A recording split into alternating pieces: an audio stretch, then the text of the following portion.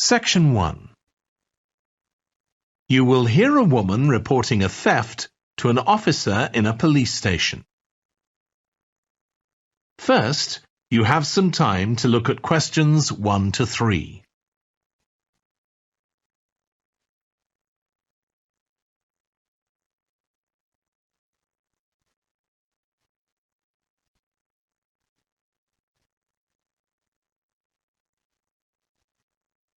You will see that there is an example that has been done for you. On this occasion only, the conversation relating to this made first. Good morning. What can I do for you? I want to report a theft. I had some things stolen out of my bag yesterday. I'm sorry to hear that. Right, so I'll need to take a few details. Can I start with your name? Louise Taylor. The woman's name is Louise Taylor. So Taylor has been written in the space. Now we shall begin. You should answer the questions as you listen because you will not hear the recording a second time. Listen carefully and answer questions 1 to 3. Good morning. What can I do for you? I want to report a theft. I had some things stolen out of my bag yesterday. I'm sorry to hear that. Right, so I'll need to take a few details. Can I start with your name? Louise Taylor. Okay, thank you. And are you resident in the UK? No, I'm actually Canadian, though my mother was British. And your date of birth? December 14th, 1977. So you're just visiting this country? That's right. I come over most summers on business. I'm an interior designer, and I come over to buy old furniture. Antiques, you know? There are some really lovely things around here, but you need to get out to the small towns. I've had a really good trip this year, until this happened. Okay. So you've been here quite a while? Yes, I'm here for 2 months. I go back next week. So, may I ask where you're staying now? Well, at present, I've got a place at Park Apartments. That's on King Street. I was staying in apartments on the same street, but the apartment there was only available for 6 weeks, so I had to find another one. Okay. And the apartment number? 15. Right. Before you hear the rest of the conversation, you have some time to look at questions 4 to 10.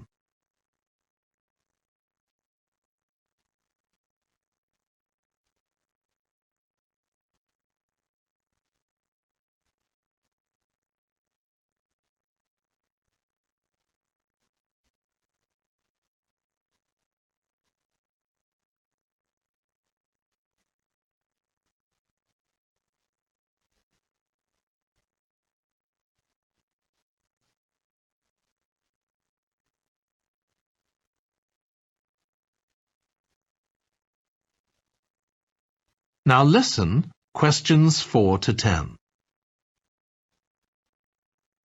Now, I need to take some details of the theft. So, you said you had some things stolen out of your bag? That's right. And were you actually carrying the bag when the theft took place? Yes, I really canned it. I had my backpack on, and I went into a supermarket to buy a few things, and when I opened it up, my wallet wasn't there. And what did your wallet have in it? Well, fortunately, I don't keep my credit cards in that wallet.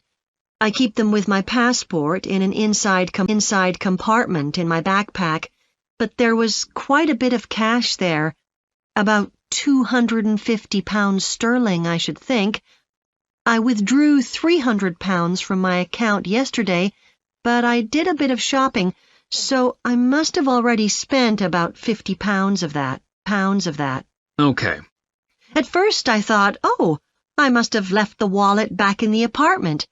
But then I realized my phone had gone as well. It was only a week old, and that's when I realized I'd been robbed. Anyway, at least they didn't take the keys to my rental car. Yeah. So you say the theft occurred yesterday. Yes. So that was September the 10th?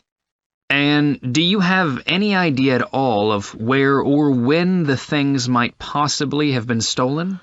Well, at first I couldn't believe it because the bag had been on my back ever since the apartment after lunch.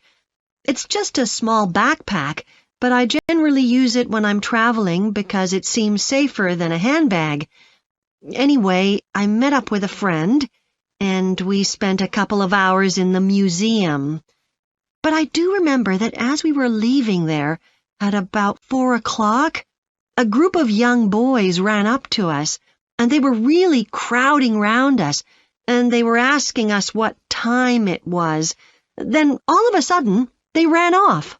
Can you remember anything about them? The one who did most of the talking was wearing a T-shirt with a picture of something. Let's see. A tiger. Right. Any idea of how old he might have been? Around 12 years old? And can you remember anything else about his appearance? Not much. He was quite thin. Color of hair? I do remember that.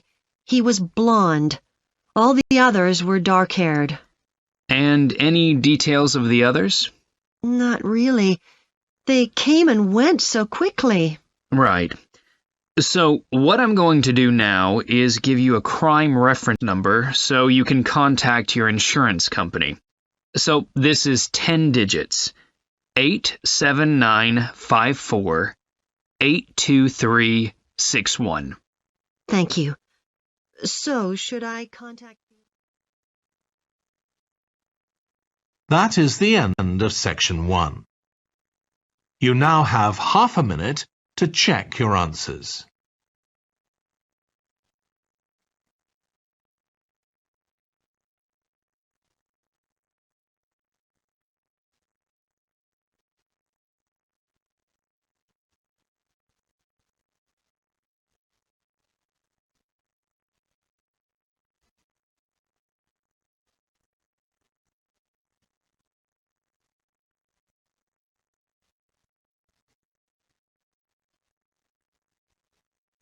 Now turn to section 2.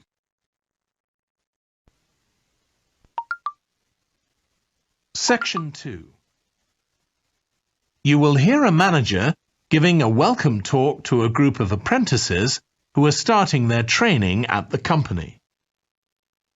First, you have some time to look at questions 11 to 14.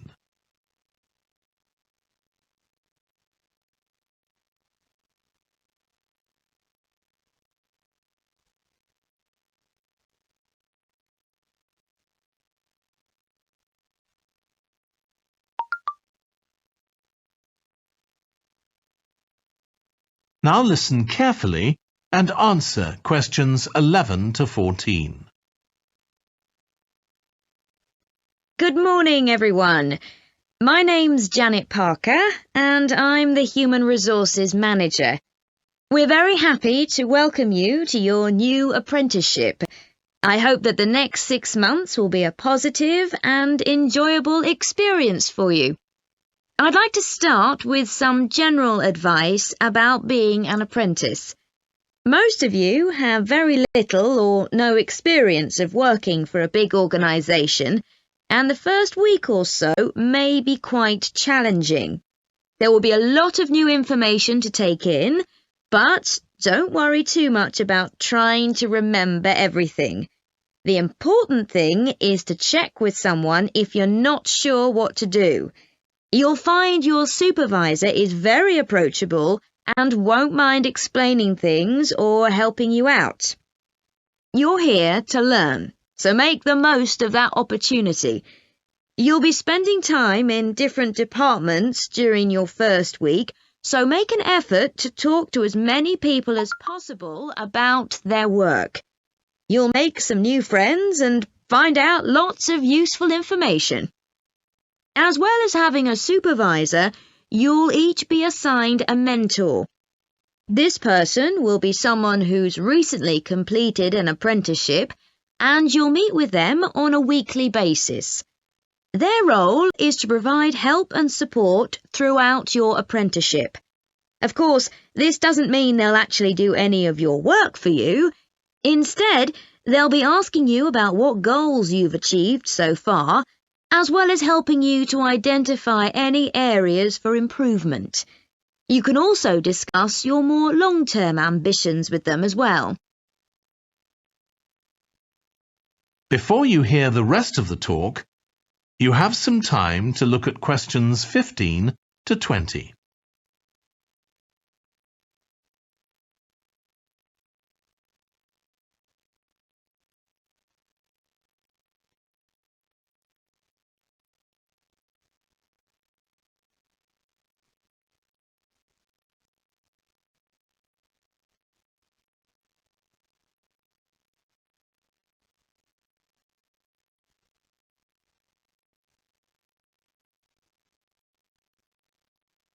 Now listen and answer questions 15 to 20.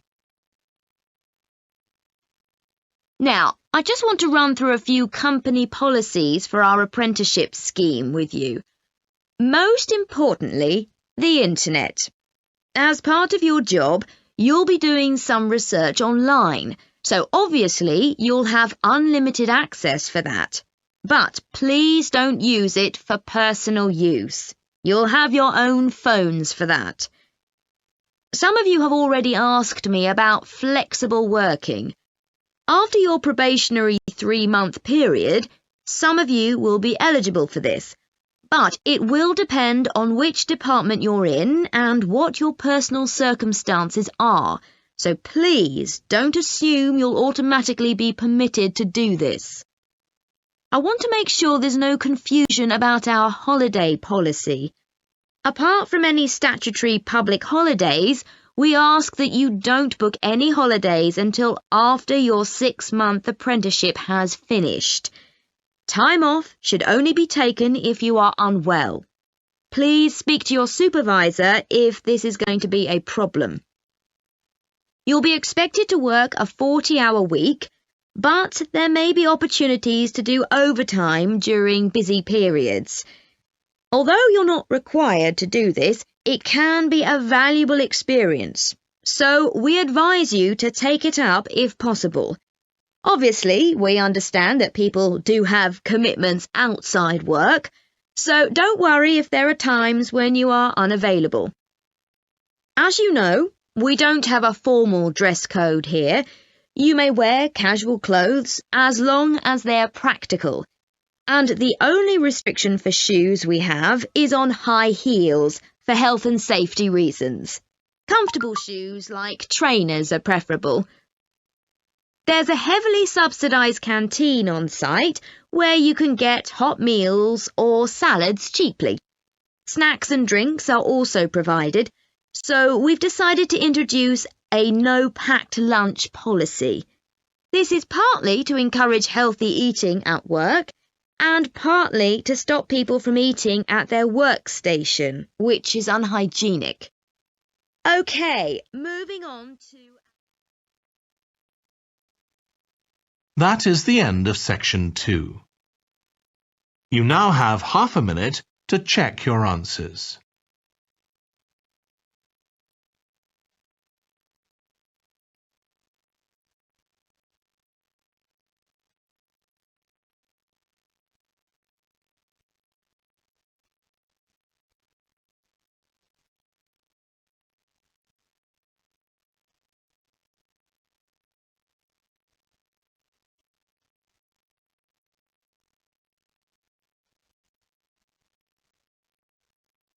Now turn to section 3.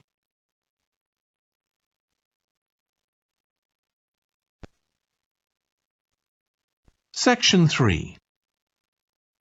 You will hear 2 urban planning students, called Carla and Rob, discussing their presentation on cities built by the sea, following instructions from their tutor.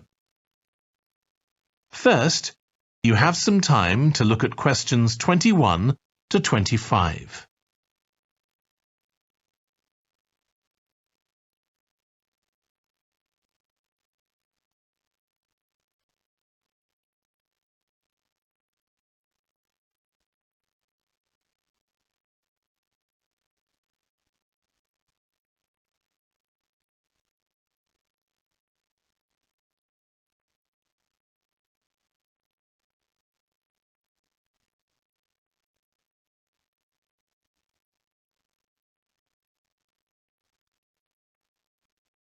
Now listen carefully and answer questions 21 to 25.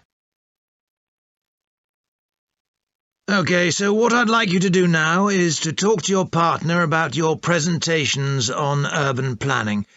You should have done most of the reading now, so I'd like you to share your ideas and talk about the structure of your presentation and what you need to do next. OK, Rob, I'm glad we chose quite a specific topic.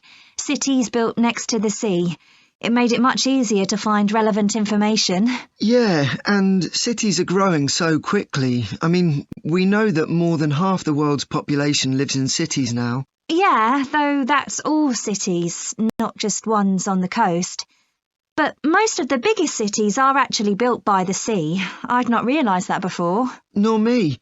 And what's more, a lot of them are built at places where rivers come out into the sea, but apparently this can be a problem. Why?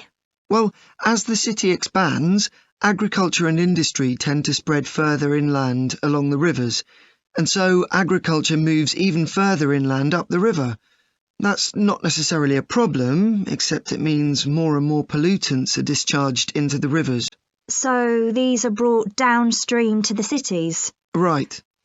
Did you read that article about Miami on the east coast of the USA? No. Well, apparently back in the 1950s, they built channels to drain away the water in case of flooding. Sounds sensible. Yeah, they spent quite a lot of money on them, but what they didn't take into account was global warming. So they built the drainage channels too close to sea level, and now sea levels are rising, they're more or less useless. If there's a lot of rain, the water can't run away. There's nowhere for it to go. The whole design was faulty. So what are the authorities doing about it now? I don't know. I did read that they're aiming to stop disposing of wastewater into the ocean over the next 10 years. But that won't help with flood prevention now, will it? No, really, they just need to find the money for something to replace the drainage channels in order to protect against flooding now. But in the long term, they need to consider the whole ecosystem. Right. Really, though, coastal cities can't deal with their problems on their own, can they? I mean, they've got to start acting together at an international level instead of just doing their own thing. Absolutely. The thing is, everyone knows what the problems are, and environmentalists have a pretty good idea of what we should be doing about them, so they should be able to work together to some extent. But it's going to be a long time before countries come to a decision on what principles they're prepared to abide by. Yeah, if they ever do. Before you hear the rest of the discussion, you have some time to look at questions 26 to 30.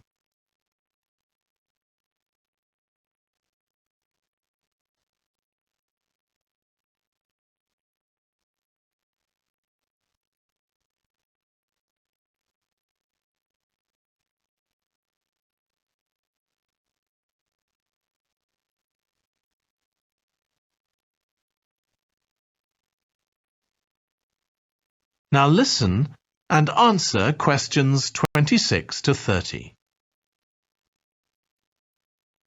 So, I think we've probably got enough for our presentation. It's only 15 minutes. OK, so I suppose we'll begin with some general historical background about why coastal cities were established. But we don't want to spend too long on that. The other students will already know a bit about it. It's all to do with communications and so on. Yes. We should mention some geographical factors, things like wetlands and river estuaries and coastal erosion and so on.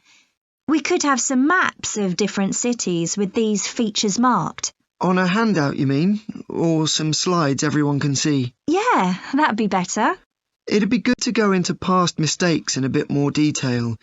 Did you read that case study of the problems there were in New Orleans with flooding a few years ago? Yes, we could use that as the basis for that part of the talk.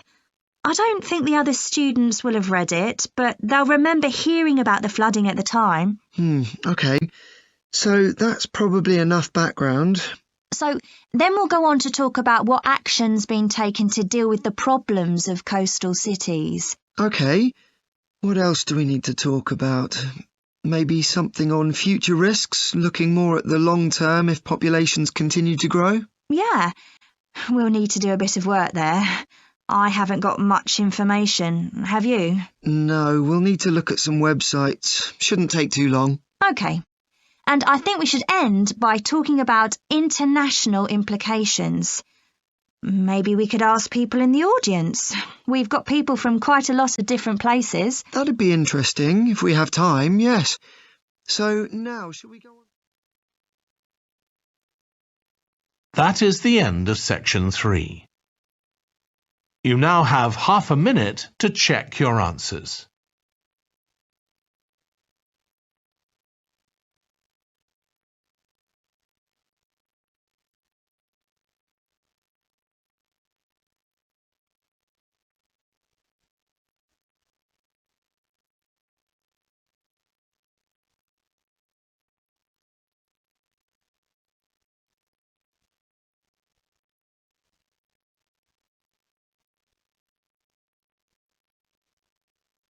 Now turn to section 4.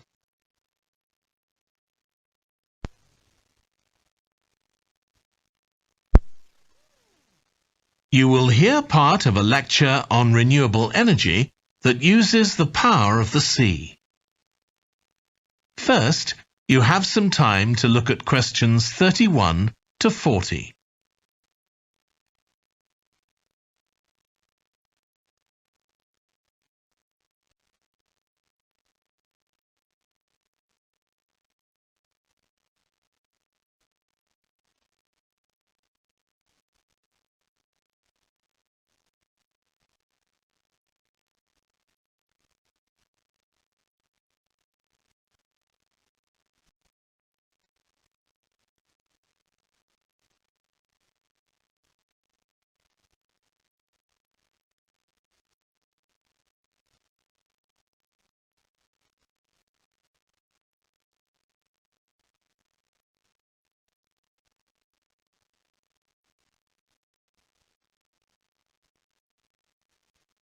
Now listen carefully and answer questions 31 to 40.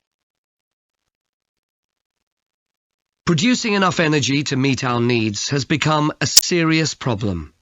Demand is rising rapidly because of the world's increasing population and expanding industry.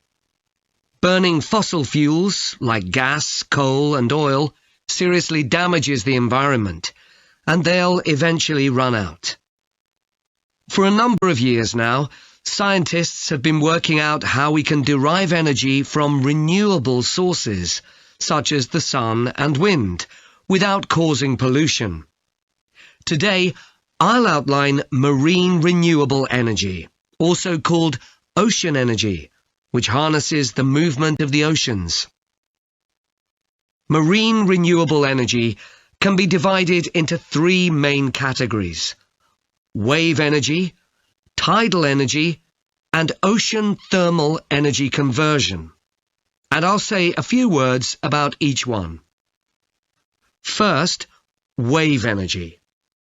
Numerous devices have been invented to harvest wave energy, with names such as Wave Dragon, the Penguin, and Mighty Whale. And research is going on to try and come up with a really efficient method. This form of energy has plenty of potential, as the source is constant, and there's no danger of waves coming to a standstill. Electricity can be generated using onshore systems, using a reservoir, or offshore systems.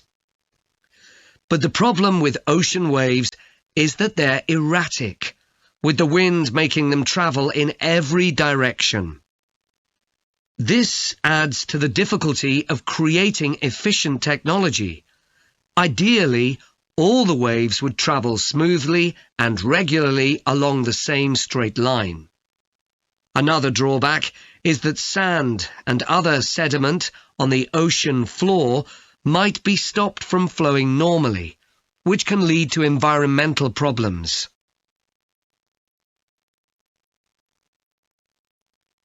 The second category of marine energy that I'll mention is tidal energy. One major advantage of using the tide, rather than waves, as a source of energy, is that it's predictable. We know the exact times of high and low tides for years to come. For tidal energy to be effective, the difference between high and low tides needs to be at least 5 meters. And this occurs naturally in only about 40 places on Earth. But the right conditions can be created by constructing a tidal lagoon, an area of seawater separated from the sea. One current plan is to create a tidal lagoon on the coast of Wales.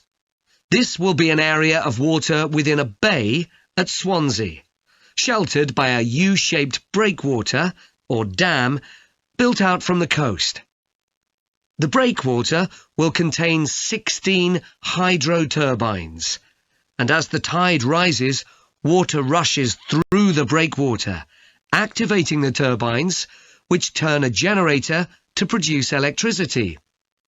Then, for 3 hours as the tide goes out, the water is held back within the breakwater, increasing the difference in water level until it's several meters higher within the lagoon than in the open sea. Then, in order to release the stored water, gates in the breakwater are opened. It pours powerfully out of the lagoon, driving the turbines in the breakwater in the opposite direction and again generating thousands of megawatts of electricity. As there are 2 high tides a day, this lagoon scheme would generate electricity 4 times a day, every day, for a total of around 14 hours in every 24, and enough electricity for over 150,000 homes. This system has quite a lot in its favour. Unlike solar and wind energy, it doesn't depend on the weather. The turbines are operated without the need for fuel, so it doesn't create any greenhouse gas emissions, and very little maintenance is needed. It's estimated that electricity generated in this way will be relatively cheap, and that manufacturing the components would create more than 2,000 jobs, a big boost to the local economy. On the other hand, there are fears that lagoons might harm both fish and birds, for example by disturbing migration patterns and causing a build-up of silt, affecting local ecosystems.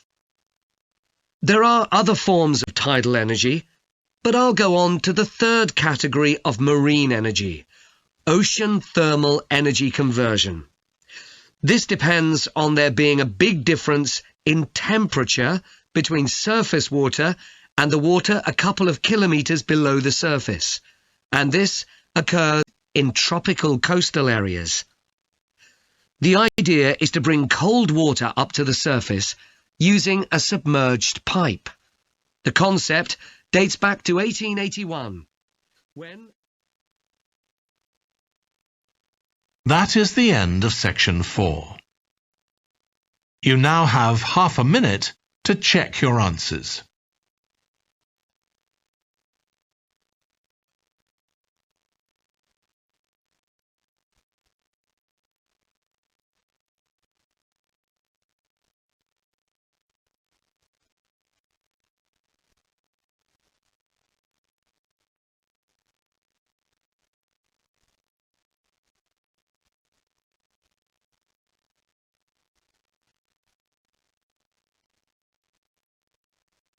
That is the end of the listening test. In the Ielts test, you would now have 10 minutes to transfer your answers to the answer sheet.